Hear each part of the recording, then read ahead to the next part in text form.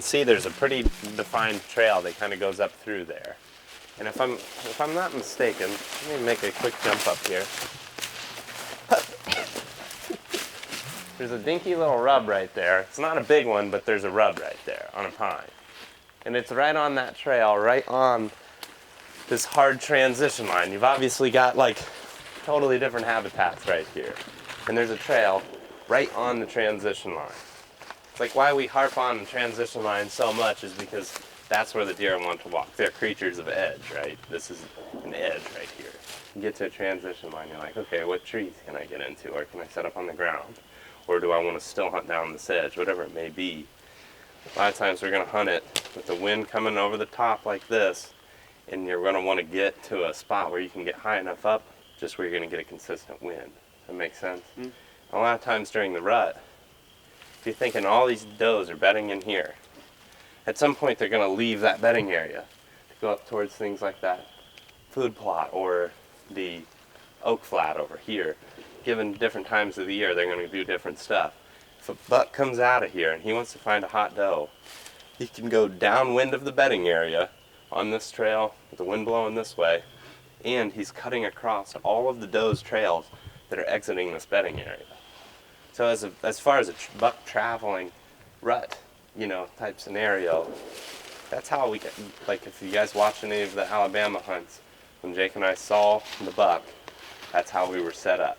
And that's exactly what he was coming to do, is to go right along the trail on the downwind side of the bedding area to cut across doe trail. I guess if you're talking about like pre-rut or rut behavior like that, just think of does as cows. I mean, those does are probably going up to that food plot every night until they're getting messed with. Like, does are real consistent, and bucks know that. So like a big buck knows that maybe there's a family group of does that's bedding in this bedding area here, and every night they're going up there. So he's just going to cruise right down this and check all those scent trails, check like the downwind side of it, and he's going to keep moving if he doesn't smell what he likes. And a lot of times that's just the most efficient way for him to do that. Why you find a rub on that is because that's what he's doing. He's just walking down this trail, and, looking. Now, a rub could also mean at a different time of the year that a buck is literally bedding right up there, and he's coming down himself, and he hits this trail. It may be dark, but if you can get close enough to where like you go up there and find a bed, and you're like, hey, there's a bunch of rubs, this is a big bed, like you're consistently using this. You have these bedding areas that potentially could be holding bucks.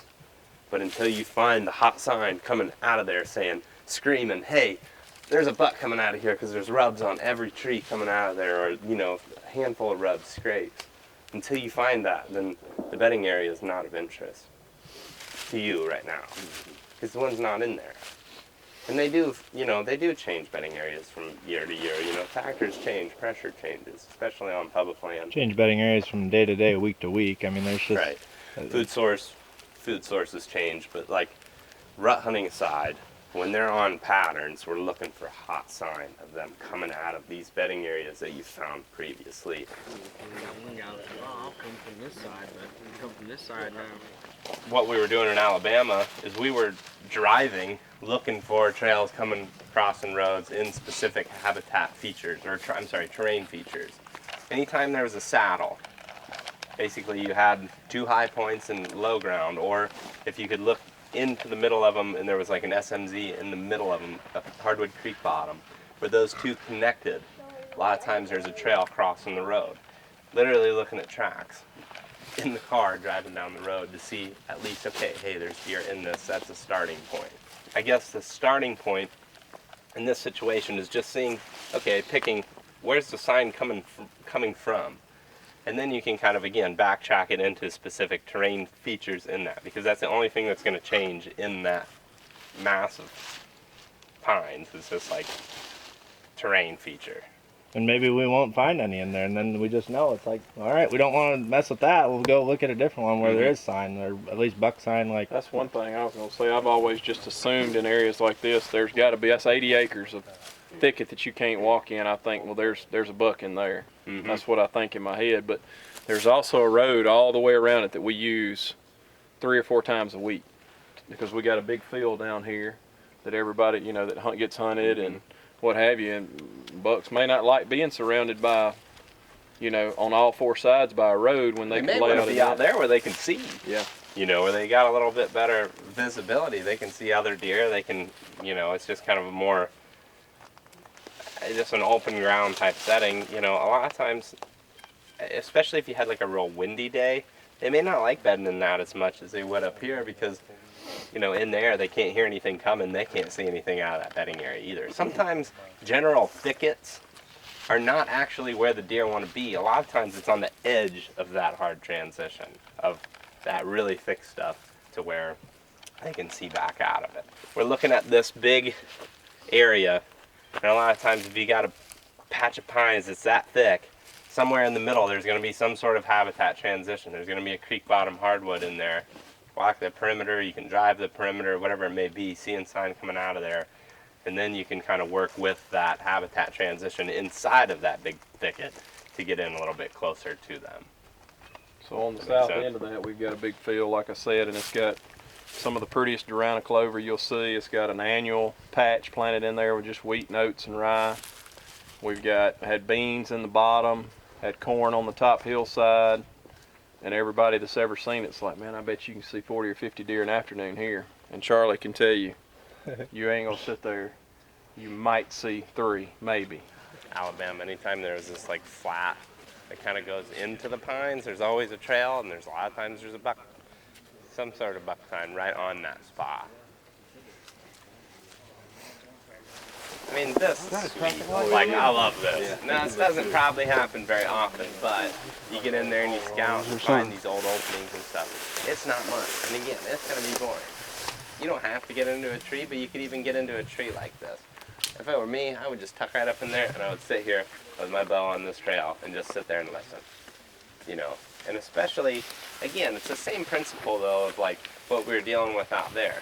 If you're walking that perimeter and all of a sudden you start seeing big buck tracks coming out of this thing, okay, now it's time to go get in there and set up on that trail because regardless, that's where he is, you gotta be there. Like, you walk that edge and you start cutting buck tracks going back and forth. It's like you just go down that trail to where you can get a shot off. It may only be 15 yards, you know, but you gotta be there.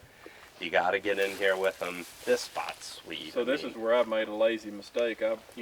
I live here. I'm down in here every other day or every third day at least. So when I ride around, so I'm like, there's no way to hunt in there. I don't even, like I told you, I hadn't been in here. Mm-hmm. If I'd have come in here, being private land, heck, I could make a little blind in July, you know, and so it's ready to go in October. I could even bring Reed in here and sit and have some close encounters. Cut a tree or two. Make it next a little week. sapling if you had to, just to open up a shooting lane. Right. Just, Yeah, I mean, But even subtle if, changes. even if this is a public spot, maybe you can find 10 spots like this, and maybe you won't get to them all in one year. You could put a camera in a spot like this over a mock scrape, like around the time deer start scraping. Don't even mess with it the whole year. You come back, check the camera at the end of the year. You're like, oh, probably should have been here around December, the first week of December. Like, it was just getting burned up every other day. There was a buck coming through here. Then you know for next I year. do know that this road right here is an old road that when this was big timber, this was the way we traveled around here. So this road goes all the way across this 80-acre block. So this road's a quarter mile, and that might be wear it out. a way that the deer want to get across here without being seen. They don't have to go in the open woods on either side. They come. if you're walking the perimeter of a thicket like this, and you cut a trail and you cut big tracks, you know, start working your way back in there and get aggressive on them, public, private, whatever. Like this, you're gonna have to be in here. And I mean, this spot's super sweet. Like, I want to keep going a little bit. If you guys are down to keep going, just see what it looks like. All right, so one of the things that we were talking about is just the thicket in this area is like thick. Finding you an know, area that's open enough to shoot. Basically, yeah, trying to find an area that you can get into where the deer are living in here, where it's super, super thick, and being able to shoot. And basically, we're walking along, looking for sign coming out of this thicket. We found a trail coming out, and we followed it back and ended up getting in here, and it's an old logging road that comes through the middle of this pine section. One of the things that we were also talking about, terrain change. So I guess throughout this whole block of pines right here, it's very, very similar habitat. It's the same throughout the whole thing. But right here, we're on the highest point. Looking at the map, we can see on the topo that there's a high point right here where we're standing, and we basically backtracked the trails right back up to this spot. There's a rub right here. I'm sure we're gonna kind of scatter out through here and just kind of look. It's kind of getting congested in here, but we're gonna kind of scatter up through here. And I'm thinking that we're gonna find a lot of beds up on this high point. In all these pine areas, there's like old roads through them, at least what we were in Alabama. You know, if you can find that stuff and like you're convinced that like you can't get deer outside of a patch that's that thick, like just backtrack it in there like that and go get set up on a trail like that, or continue to scout your way back through and maybe you find a bigger opening that you can't see on a map that you're going to be able to get some shots in. And if you got confidence that that's where the deer are and that's why you're not seeing them in your other locations, don't be afraid to go in there and just do something like that.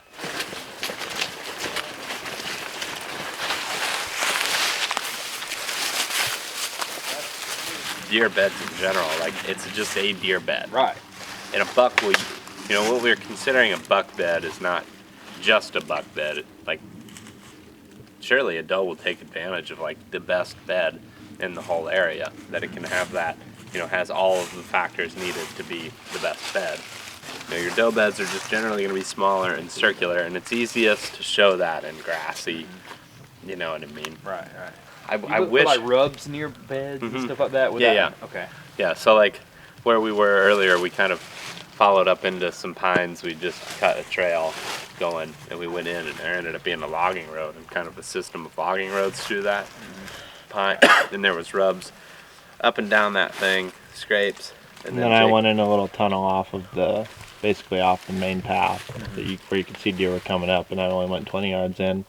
There was a worn-in bed, and like there was a rub tree, but it wasn't just rubbed, like it not rubbed once. Like you looked at the tree, and all the way around it had been rubbed. Like he had came back to that spot and bedded there, and rubbed that tree several different times over a given period of time. Did y'all talk about like where you would set up on something like that, like in terms of, because like we run across on our property all the time, like we'll find, you know, when it starts getting real hot in that area, I mean, you'll be walking down a trail, I mean not like this but similar, and then you might dip off onto like another little kind of, you know, select cut or something like that, and I mean it might have 10 scrapes on there, you know, 3-4 rubs all over the place, and I mean, would you set up, I mean, on something like this if it doesn't have a lot of pressure, or do you, like, how would you set up on something like that?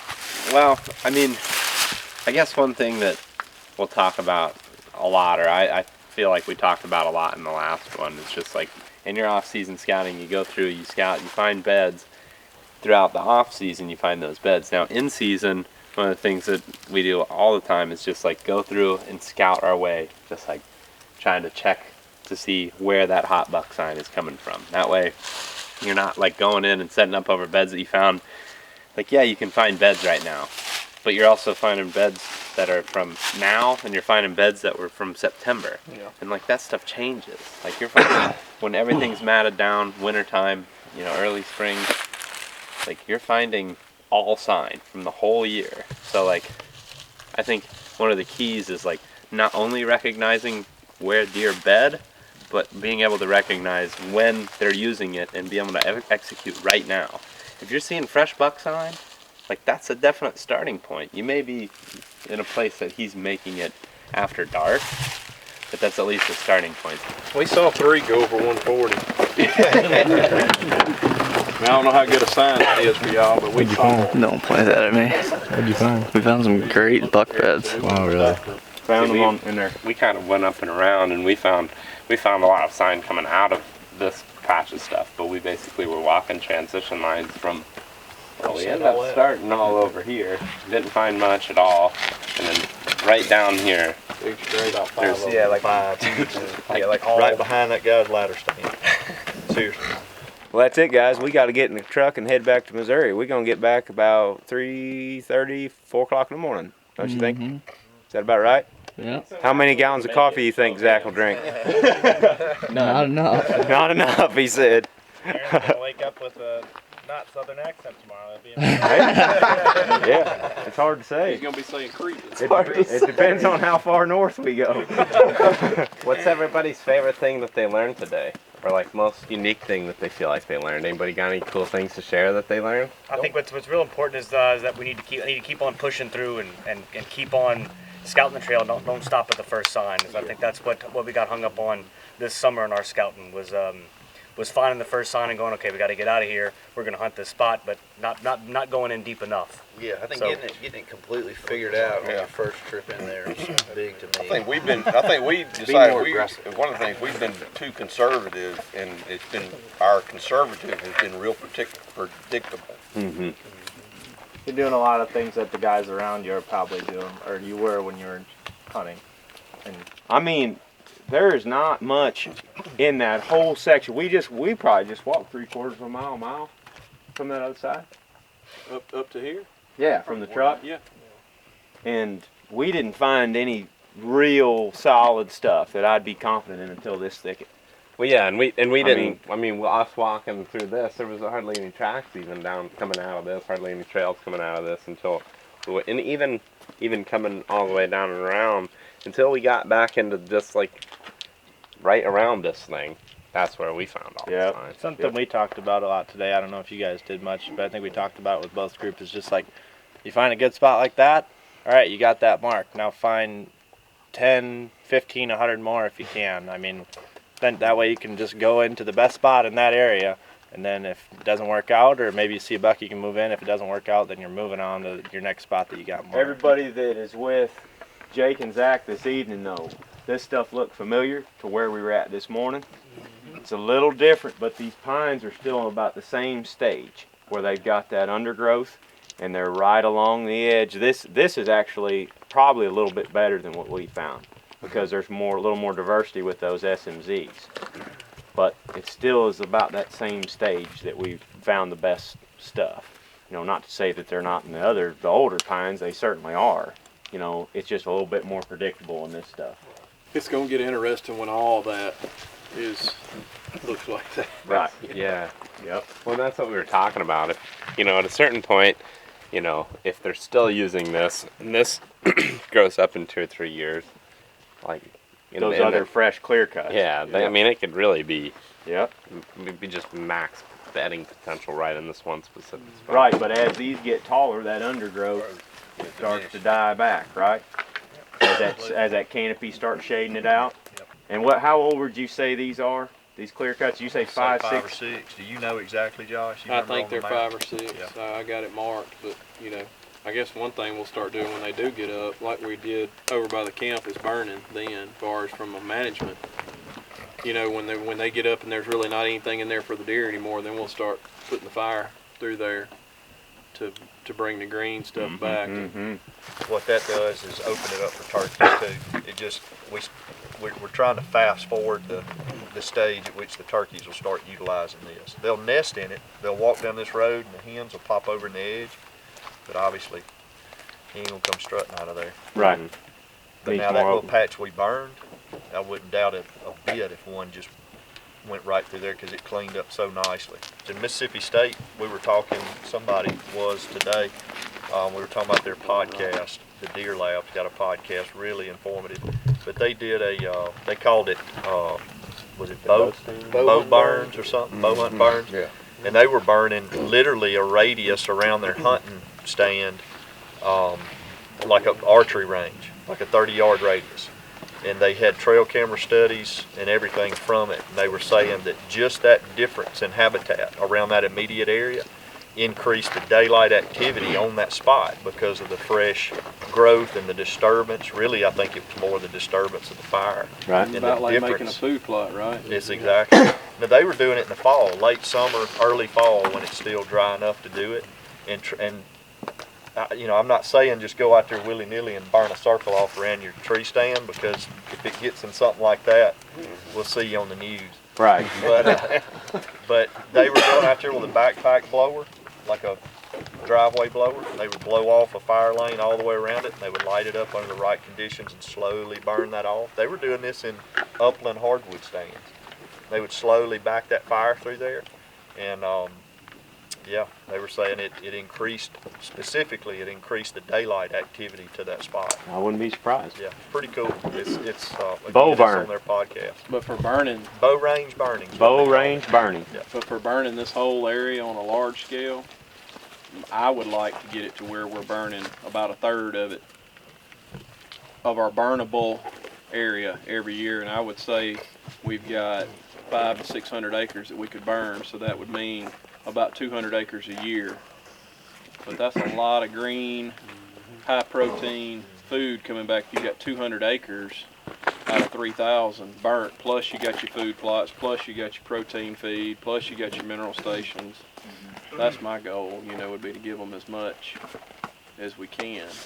All right, Keith, if folks want to learn more about overall management plans in the South, in this general area, where do they need to look? Man, they can visit our website at landmaxproperties.com.